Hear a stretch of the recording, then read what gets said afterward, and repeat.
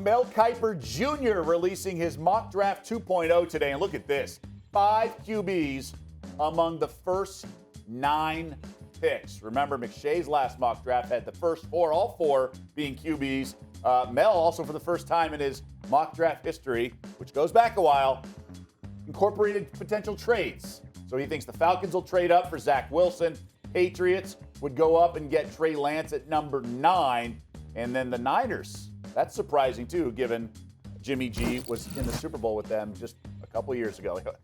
Here to help us sort this all out, here, draft-related items, Reese's Senior Bowl Executive Director Jim Nagy. Jim, thanks for taking the time. You've seen Mel's mock draft. Can you actually see 5 quarterbacks going in the first 9 picks?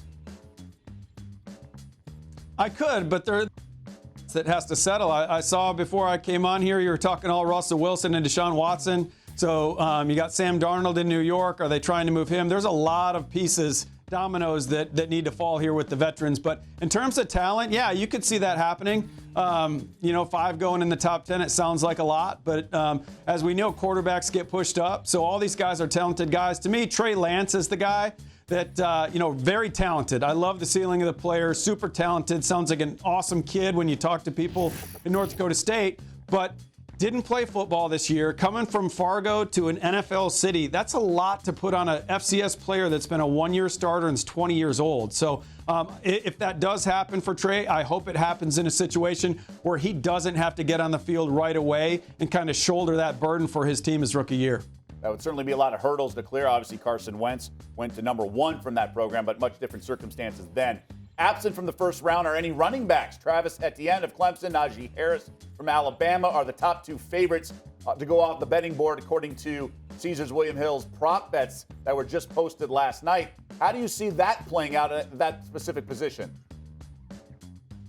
Yeah, I think those guys are the 2 presumptive top 2 running backs. Javonte Williams from North Carolina is probably that 3rd guy right now. That's going to go either way. You talk to guys in the NFL, I think if you talk to all 32 teams, it'd probably be close to an even split there. Najee's more of an inside power runner, whereas Etienne's more of an outside zone runner, really explosive. But they both have great career resumes at the college level. They both can stay on the field all 3 downs. They can pass protect. They can catch the football. Regardless of if they don't go in the first round, some team is going to draft both of those guys to be their starters next year in the NFL. So they might fall out of the first round because how the league's really devalued the running back position. But in terms of top 32 players in the draft, both those guys belong. They might both be top 15 guys in this year's draft. Yeah, we saw Clyde Edwards-Helaire a year ago. Kansas City took him at the end of the first round, was their opening day starter in that regard. As for wide receivers, Mel has Miami taking Devontae Smith at 3rd, pairing him with his former teammate at Alabama with Tua. But the odds makers have Jamar Chase from LSU, who took off this year. So we had to go back to game film from a couple years ago. Would you be surprised to see the Heisman Trophy winner first ahead of Chase? I wouldn't be surprised. Again, it's Devontae, Waddle, and Chase. So, it's one of those 3 guys. And to me, Devontae spent a week down here in Mobile, Alabama at the Senior Bowl with that Dolphin staff.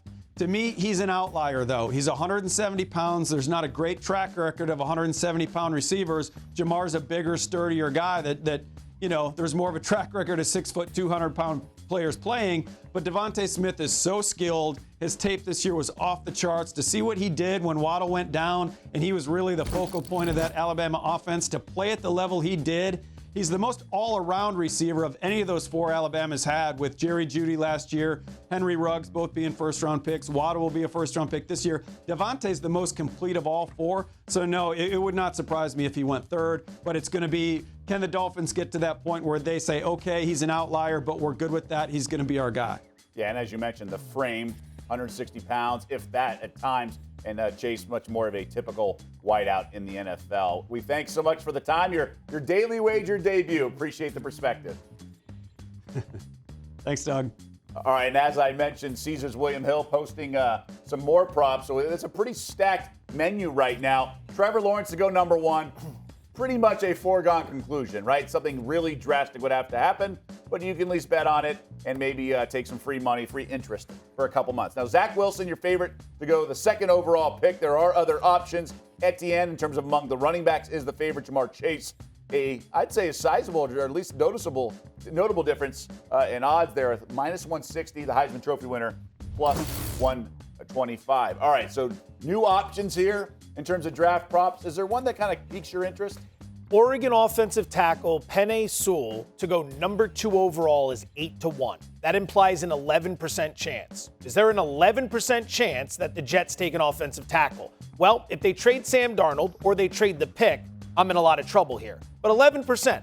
Let's remember something. When Ryan Tannehill, and I keep going back to this, got away from Adam Gase, he became a functional franchise quarterback in the NFL. Are we saying the same can't happen with Sam Darnold? Number 2, new head coach Robert Saleh, defensive coordinator in San Francisco. He knows, as well as anybody, the value of being able to win in the trenches. The Jets have been bottom 9 in the NFL in sacks allowed each of the last 2 years. So if you stick with Sam Darnold and you don't trade the number 2 overall pick, who's the likely target? Remember, Sewell is minus 1,000 to be the first offensive lineman off the board, so he's going to be the guy. It could be at 8-1, which implies 11%. I think there's a better than 11% chance of that happening. Now, we talked about Trevor Lawrence. I think Sewell, his grades are off the charts. He is going to be the first offensive lineman. Do you want to lay 1,000? It seems like free money. I just think the money line's a little too high. I'd get involved at 800 or 700, though. 800 or 700? All right. I don't think there's a second one. Now, one that does catch my eye is Jamar Chase. When he gets, whether it's the combine or a pro day, when he runs his 40, he hasn't played football in over a year, obviously, but some thought he was better than Justin Jefferson, who obviously did wonderful things with the Vikings in his rookie campaign, and the frame might scare people away. I don't like minus 60. Minus 30, 130, if it drops to that, I'd get involved because I do think Jamar Chase is going to be the first wide receiver taken. Thanks for watching ESPN on YouTube. For live streaming, sports, and premium content, subscribe to ESPN+.